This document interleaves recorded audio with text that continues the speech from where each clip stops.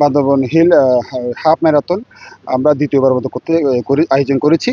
এখানের মধ্যে পুরো বাংলাদেশ থেকে প্রায় 500 জনের কাছাকাছি রানার দৌড়াচ্ছেন। এর মধ্যে 3টা ক্যাটাগরিতে আমরা আয়োজন করেছি: 21 কিলো, 10 কিলো এবং ব্যাটারিয়ান।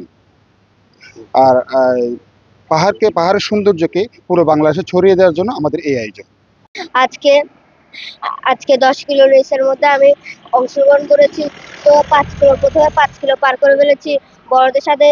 তো এখানের মধ্যে বড়রাও অংশগ্রহণ করেছে, শুধু আমি ছোট আছি। ছোট হয়ে অনেক ভালো লাগছে বড়দের সাথে দৌড়াতে। তো ফিলিংটা অনেক ভালো, কারণ এখানে পাহাড়ি এলাকায় অনেক ভালো লাগছে, তাই জন্য আসলে অংশগ্রহণ করে আজকে আমি আসছি হচ্ছে সবকিছু মিলে।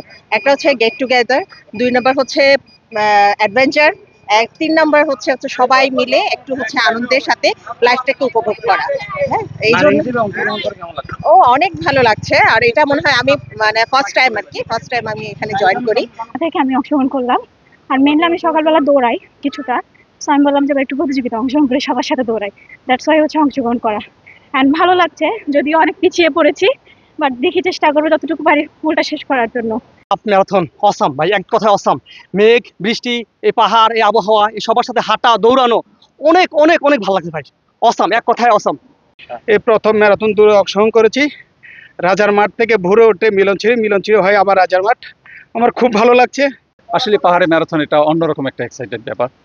এটা যারা আসবে বা যারা করতেছে প্রত্যেকেরই একই রকম অনুভূতি।